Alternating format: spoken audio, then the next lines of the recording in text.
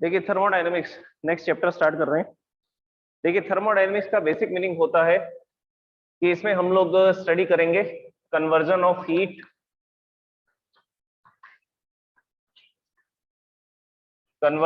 Heat energy into other forms of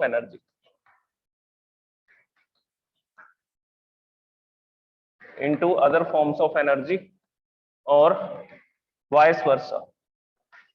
इसका मतलब है कि हम लोग इसमें ये स्टडी करने वाले हैं कि हीट एनर्जी को हम दूसरे टाइप की एनर्जीज में कैसे कन्वर्ट कर सकते हैं।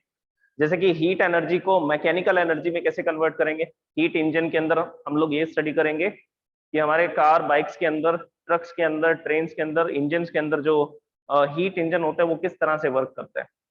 ओके, और इसमें ये भी स्टडी करेंगे कि मैकेनिकल एनर्जी को हीट में कैसे कन्वर्ट किया जा सकता है या दूसरे टाइप की एनर्जीज को हीट में कैसे कन्वर्ट किया जा सकता है। Okay, so this branch of physics is called thermodynamics. तो ये जो फिजिक्स की ब्रांच है इसको क्या बोला जाता है? इसको थर्मोडायनेमिक्स बोला जाता है। अब थर्मोडायनेमिक्स में हम कुछ स्पेशल वर्ड्स का यूज करेंगे, कुछ टर्म्स का यूज करेंगे, उनको अभी हम लोग डिस्कस कर लेते हैं।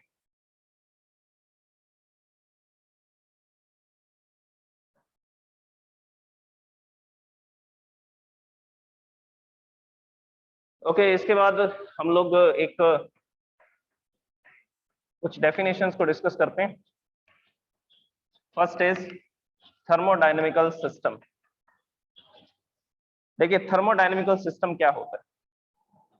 ये ऐसा सिस्टम होगा जिसमें बिलियंस ऑफ पार्टिकल्स होंगे, पार्टिकल्स काफी सारे होंगे। जैसे कि हमने एक कंटेनर के अंदर गैस को फिल कर रखा है। जैसे मेरे पास ये क्लोज्ड कंटेनर है, इस क्लोज्ड कंटेनर के अंदर ये मॉलिक्यूल्स हैं गैस के, and these molecules are randomly moving in all directions and doing different kinds of motion. और ये डिफरेंट डिफरेंट टाइप के मोशन कर रहे हैं, लीनियर मोशन कर रहे हैं, रोटेशनल मोशन कर रहे हैं, वाइब्रेशन कर रहे हैं। तो ये गैस को हमने एक कंटेनर के अंदर फिल कर दिया। अब ये जो आपको दिखाई दे रहा है इसको बोलते हैं हम लोग थर्मोडायनेमिकल सिस्टम। थर्मोडायनेमिकल सिस्टम क्यों बोल रहे हैं? क्योंकि हम इस सिस्टम को डिस्क्राइब कर सकते हैं। इस सिस्टम को डिस्क्राइब कर सकते हैं, कैसे डिस्क्राइब कर सकते हैं? In terms of pressure. हमें बताना पड़ेगा इस सिस्टम का प्रेशर। इस कंटेनर के अंदर जो मॉलिक्यूल्स हैं वो इसकी वॉल्स के साथ जाकर के जब टकराते हैं तो वॉल्स पर कितना फोर्स या कितना प्रेशर अप्लाई करते हैं। सेकेंड, हमें बात करनी पड़ेगी इस सिस्टम की वॉल्यूम की। तीसरा, हमें बात करनी पड़ेगी इस सिस्टम के टेम्परेचर की। So the system which is having a large number of particles and it can be described in terms of pressure, volume and temperature. ऐसा सिस्टम जिसमें लार्ज नंबर ऑफ पार्टिकल्स होते हैं और जिसको हम लोग टेम्परेचर, प्रेशर और वॉल्यूम के टर्म्स में डिस्क्राइब कर सकते हैं, ऐसे सिस्टम को क्या बोला जाता है? Thermodynamical system. तो इसकी डेफिनेशन लिख देते हैं। It is a system of large number of particles. It is a system of large number of particles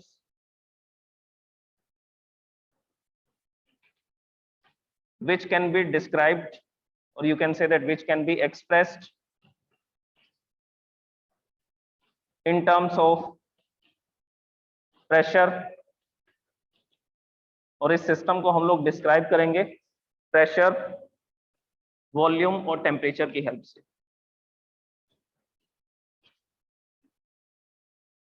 और इसके मास से भी बता सकते हैं, इसके कॉम्पोजिशन से भी बता सकते हैं।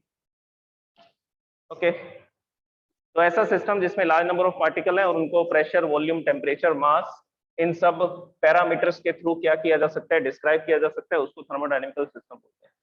अच्छा, अब इस सिस्टम को हमने गर्म किया। गर्म करने पर इसका जो अंदर का टेम्परेचर है वो 100 डिग्री सेल्सियस है और सराउंडिंग का टेम्परेचर है 20 डिग्री सेल्सियस।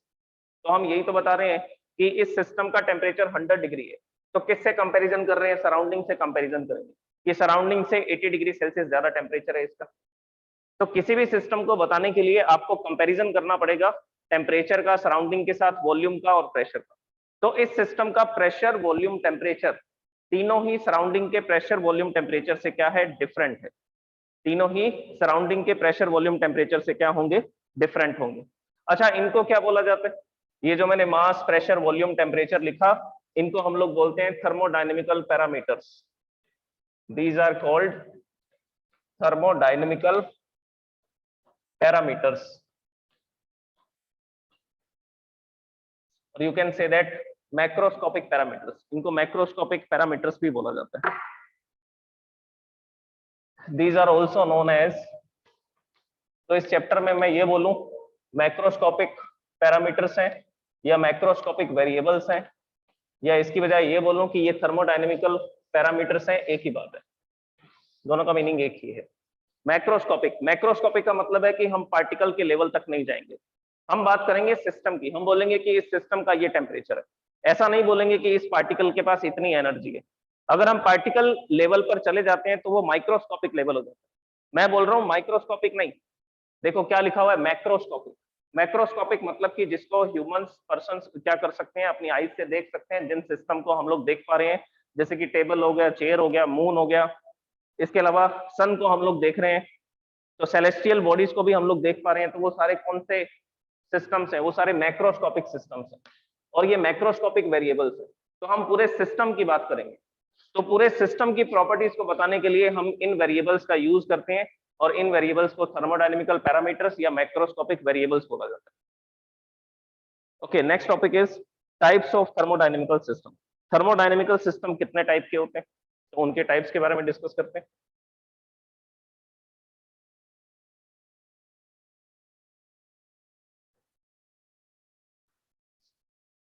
ये इंट्रोडक्शन है चैप्टर का, ये सारे पॉइंट्स जो भी हम डिस्कस कर रहे हैं, ये सब डेफिनेशंस, ये सब वर्ड्स हम लोग यूज करेंगे इस पूरे चैप्टर में। So next is types of thermodynamical systems. अभी मैंने आपको एग्जांपल में बोला था कि मेरे पास एक क्लोज्ड कंटेनर है, तो वो कैसा सिस्टम हुआ, क्लोज्ड सिस्टम हुआ। इसी तरह से और भी सिस्टम हो सकते हैं, जैसे कि open system, close system, isolated system, तो इन सब के बारे में हम लोग डिस्कस करते हैं वन बाय वन। सबसे पहली बात open system.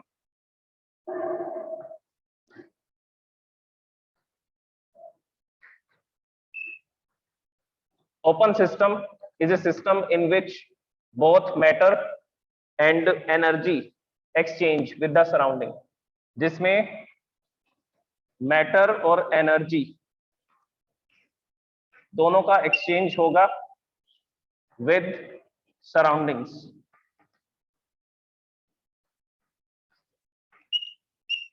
With surroundings, this is called open system. अब ओपन सिस्टम कैसे बनाया जा सकता है, तो आंसर है कि हम लोग खाना पकाते हैं, वाटर को बॉईल करते हैं, तो हमने एक कंटेनर लिया, ये ओपन कंटेनर है, और इसको रखा एक स्टैंड के ऊपर, और स्टैंड के ऊपर रखने के बाद हमने इसको गर्म करना शुरू किया बर्नर लगा करके, तो यहाँ पर हमने बर्नर प्लेस किया और इसको हीटअप करना शुरू किया, and this beaker is having water, this beaker is having water. तो जब हम बर्नर स्टार्ट करेंगे, इसको हीट एनर्जी मिलेगी, इसको हीट एनर्जी मिलेगी तो ये गर्म होगा, इसका टेम्परेचर राइज होगा, इसका टेम्परेचर राइज होगा, लेकिन सराउंडिंग का टेम्परेचर तो 27 डिग्री सेल्सियस है, इसका टेम्परेचर 50 डिग्री या 100 डिग्री सेल्सियस हो चुका है, तो क्या हो रहा है, ये 100 डिग्री सेल्सियस की बॉडी सराउंडिंग में हीट एनर्जी को रेडिएट करेगी in the form of radiation, in the form of convection, दोनों तरह से ये हीट एनर्जी को रेडिएट करेगी, और ये पूरा बीकर गर्म हो जाएगा। हमने तो सब्सटेंस को गर्म करना था, लेकिन ये बीकर पहले गर्म होगा क्योंकि ये मेटल का बना हुआ है। ओके, तो हम जो हीट एनर्जी दे रहे हैं वो इसको मिल रही है, लेकिन ये भी अपनी हीट एनर्जी को सराउंडिंग में रेडिएट कर रहा है। तो किसका एक्सचेंज हो रहा है, एनर्जी का एक्सचेंज हो रहा है, किसके साथ, सराउंडिंग के साथ। क्या मैटर भी एक्सचेंज हो रहा है क्या, ओपन कंटेनर है, ओपन कंटेनर है तो वाटर के कुछ मॉलिक्यूल्स क्या होंगे, गैस की फॉर्म में कन्वर्ट होंगे, वेपर की फॉर्म में कन्वर्ट होंगे और सराउंडिंग में चले जाएंगे।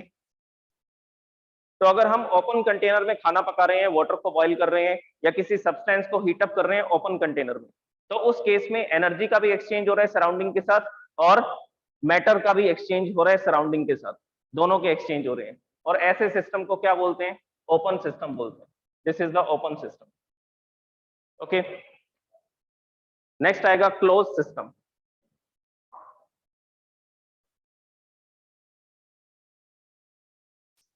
क्लोज सिस्टम में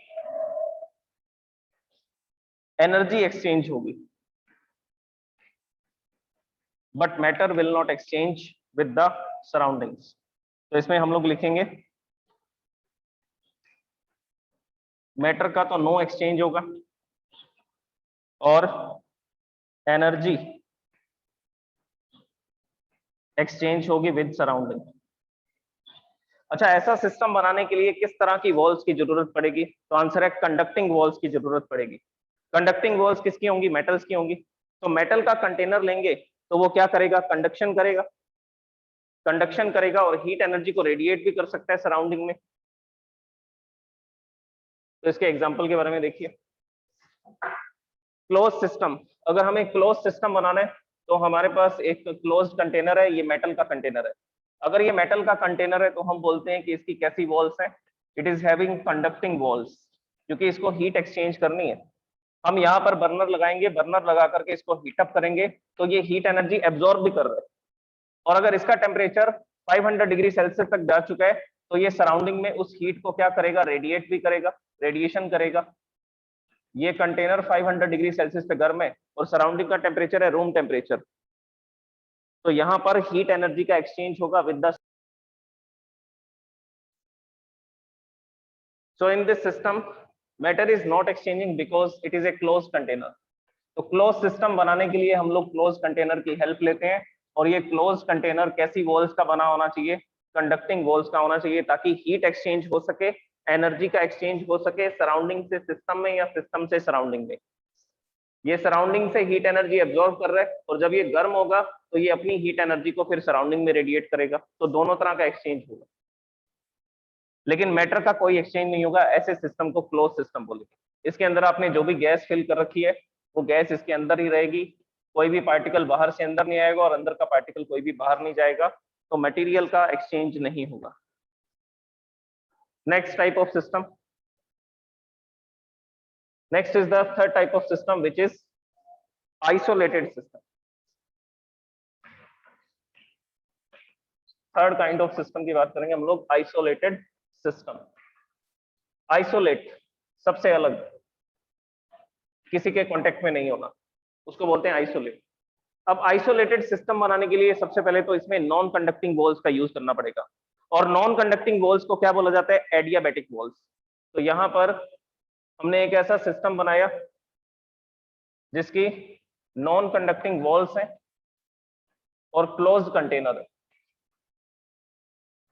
non conducting walls, non conducting walls को क्या बोला जाता है? Adiabatic walls. एडियाबैटिक वर्ड का मतलब होता है there is no exchange of heat. इस सिस्टम की हीट एनर्जी बाहर नहीं जाएगी, बाहर की हीट एनर्जी अंदर नहीं जाएगी। तो हमने यहाँ पर जो वॉल्स क्रिएट की हैं वो एडियाबैटिक वॉल्स क्रिएट की हैं। इंसुलेटिंग मटेरियल यहाँ पे लगा रखा है ताकि बाहर की हीट एनर्जी अंदर ना जाए और अंदर की हीट एनर्जी सराउंडिंग में एक्सचेंज ना हो। So these walls are adiabatic walls, ये एडियाबैटिक वॉल्स है। अब हम लोग बर्नर लगा करके हीट एनर्जी देंगे तो इस सिस्टम को हीट एनर्जी नहीं मिलेगी, ये सिस्टम उस हीट एनर्जी को एब्जॉर्ब नहीं करेगा। और इस सिस्टम के अंदर जो भी एनर्जी है वो सराउंडिंग में नहीं जा सकती, क्योंकि हमने adiabatic wall, non conducting walls लगा दी है, तो हीट का एक्सचेंज तो होगा नहीं। So here we will write matter का भी कोई एक्सचेंज नहीं होगा, no exchange of matter with the surrounding and no exchange of energy with the surrounding. तो मैटर और एनर्जी दोनों का ही एक्सचेंज नहीं होगा सराउंडिंग के साथ। इसके अंदर जो भी मटेरियल है वो ना तो बाहर जाएगा और ना ही बाहर का मटेरियल अंदर आएगा, because it is a closed container. तो ऐसे सिस्टम को बोलते हैं आइसोलेटेड सिस्टम। ओपन सिस्टम बनाने के लिए कंडक्टिंग वॉल्स होंगी, कंडक्टिंग वॉल्स होंगी ताकि एनर्जी भी एक्सचेंज हो सके। और ओपन सिस्टम बनाने के लिए कंटेनर को ओपन रखा जाएगा। कंटेनर ओपन होगा तो वो क्या करेगा? उसमें से मैटर भी सराउंडिंग में जा सकता है और सराउंडिंग का मैटर जो है वो कहाँ आ सकता है? सिस्टम के अंदर आ सकता है। Second, close system. Close system के अंदर कंडक्टिंग वॉल्स होंगी ताकि एनर्जी का तो एक्सचेंज हो, लेकिन कंटेनर जो होगा वो क्लोज कंटेनर होगा ताकि मटेरियल का एक्सचेंज ना हो। और इस थर्ड सिस्टम के अंदर, आइसोलेटेड सिस्टम में, मैटर और एनर्जी दोनों ही एक्सचेंज नहीं होने चाहिए। तो इसके लिए क्लोज कंटेनर तो बनाएंगे, लेकिन कैसी वॉल से बनाएंगे? तो आंसर है एडियाबैटिक वॉल से बनाएंगे। एडियाबैटिक वॉल लगाने से क्या होगा? एनर्जी का भी एक्सचेंज नहीं होगा और क्लोज कंटेनर है तो मटेरियल का भी एक्सचेंज नहीं होगा। ओके, अब इसके बाद हम लोग नेक्स्ट डेफिनेशन पे आते हैं, थर्मल इक्विलिब्रियम।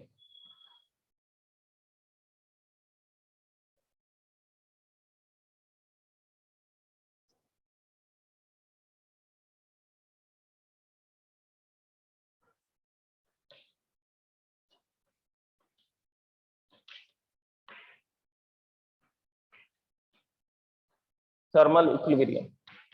थर्मल इक्विलिब्रियम का मतलब है कि सिस्टम जो है उसका मास, टेम्परेचर, प्रेशर, वॉल्यूम,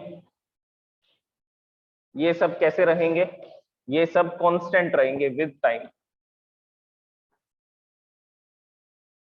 तो ऐसा सिस्टम जिसका मास, टेम्परेचर, प्रेशर और वॉल्यूम ये सब कांस्टेंट रहता है, तो हम बोलते हैं कि वो सिस्टम कौन सी कंडीशन में है? वो सिस्टम थर्मल इक्विलिब्रियम में है, क्योंकि ना तो हीट का एक्सचेंज हो रहा है, there is no exchange of heat, तो टेम्परेचर नहीं बदलेगा, हीट का एक्सचेंज नहीं होगा, प्रेशर कांस्टेंट है, वॉल्यूम कांस्टेंट है और उसका मास भी कांस्टेंट है। तो मैटर का भी एक्सचेंज नहीं होगा, हीट का एक्सचेंज भी नहीं होगा, और उसके अलावा हम लोग कंटेनर को ना छोटा करेंगे ना कंटेनर को बड़ा करेंगे, तो उसकी वॉल्यूम भी नहीं बदलेगी, वॉल्यूम नहीं चेंज होगी तो प्रेशर भी चेंज नहीं होगा। ओके, तो ऐसे सिस्टम को हम बोलते हैं कि वो सिस्टम थर्मल इक्विलिब्रियम की कंडीशन में है। So when A system is having mass, temperature and pressure, volume, and these variable are constant with respect to time. Time के साथ साथ ये सारे वेरिएबल कांस्टेंट रहते हैं, तो ऐसे सिस्टम को हम लोग क्या बोलते हैं? थर्मोडायनेमिकल सिस्टम तो बोलते ही बोलते हैं, और इसके साथ साथ हम लोग इसको बोलते हैं कि ये सिस्टम थर्मल इक्विलिब्रियम में है।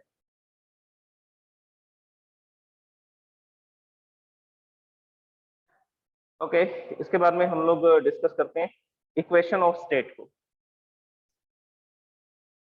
इक्वेशन ऑफ स्टेट, इसके लिए हम लोग यूज करते हैं आइडियल गैस इक्वेशन। अब आइडियल गैस इक्वेशन के इंपॉर्टेंट टर्म्स को हम लोग डिस्कस करते हैं। अलग अलग तरह की प्रोसेसेस हम लोग पढ़ेंगे इस चैप्टर में, और उन प्रोसेसेस के लिए आपको क्या लिखनी पड़ेगी? इक्वेशन ऑफ स्टेट लिखनी पड़ेगी। सो इक्वेशन ऑफ स्टेट की जो जनरल फॉर्म है वो ये है, PV is equal to nRT। This is also known as ideal gas equation, इसको आइडियल गैस इक्वेशन बोलते हैं।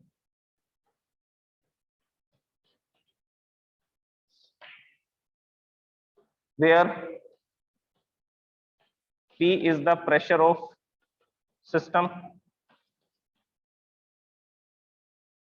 pressure of gas, or you can say that pressure of system. V is the volume of gas.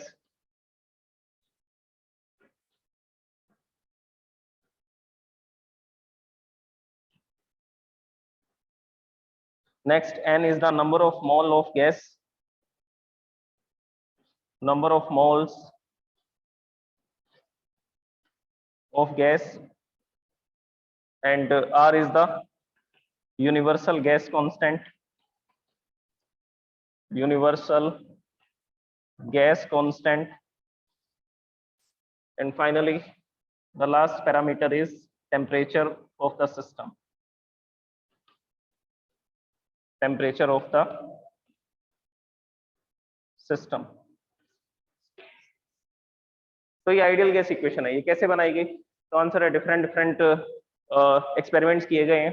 कोई experiment boil ने किया है, कोई Charles का experiment है, कोई रिग्नॉल्ड का एक्सपेरिमेंट है। तो उन सब एक्सपेरिमेंट्स को करने के बाद में सारे लॉज को कंबाइन किया गया, और कंबाइन करके क्या बनाई गई? कंबाइन करके बनाई गई आइडियल गैस इक्वेशन। तो मैं आपको डिफरेंट लॉज बताता हूँ, उन लॉज के थ्रू हम लोग समझते हैं कि कैसे ये PV is equal to nRT equation को बनाया गया।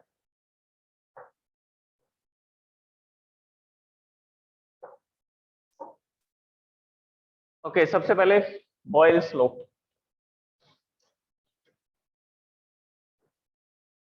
बॉयल्स लॉ ये बताती है that pressure is inversely proportionate to volume.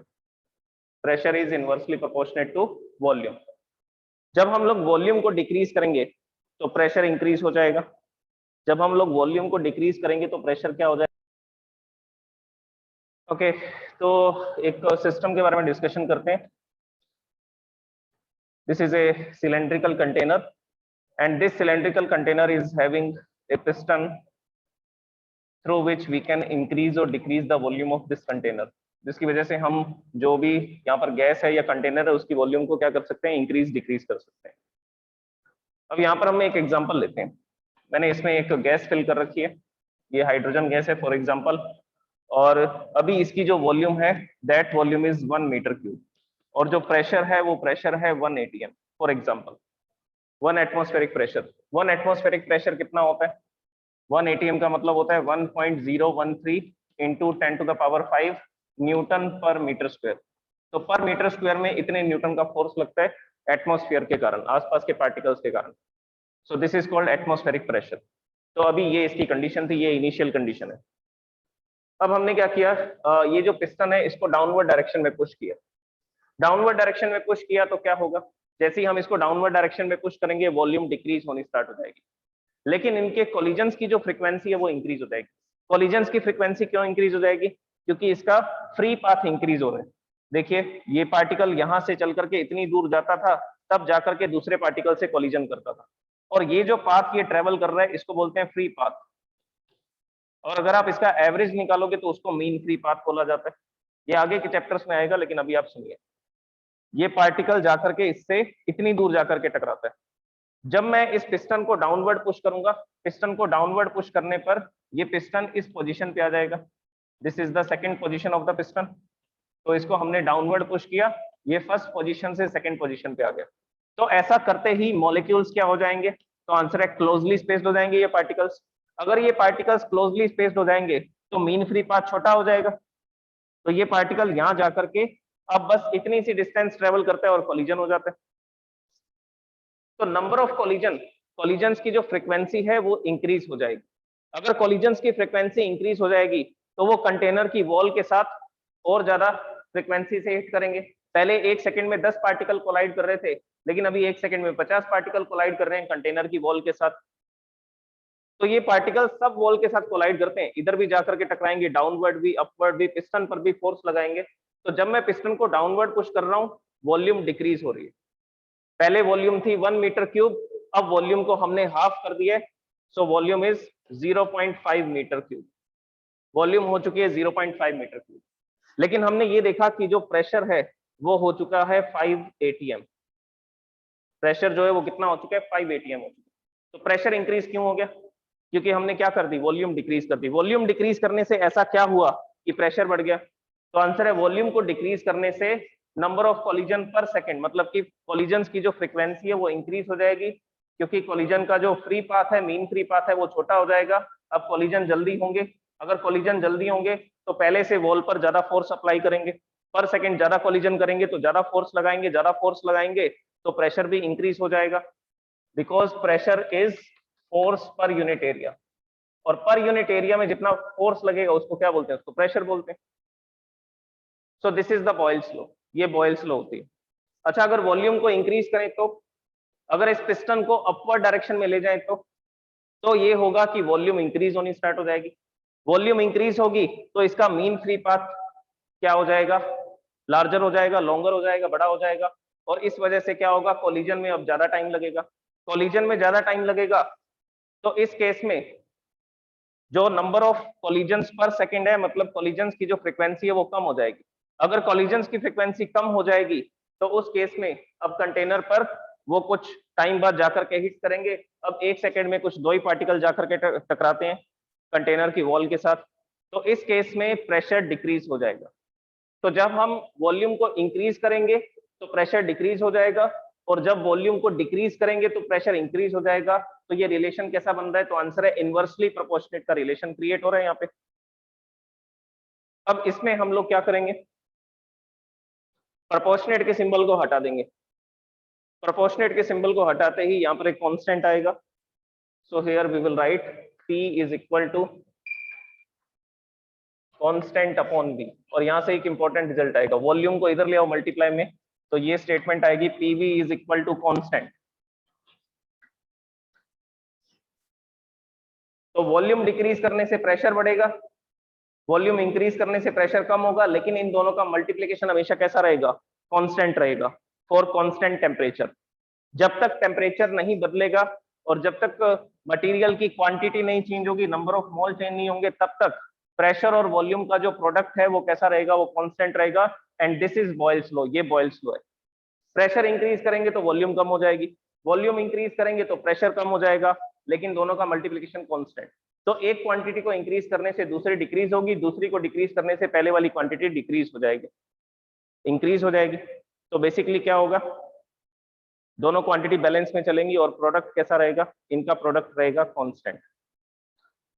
अच्छा, आप इसको ऐसा भी समझ सकते हो, प्रेशर इंक्रीज कैसे करेंगे?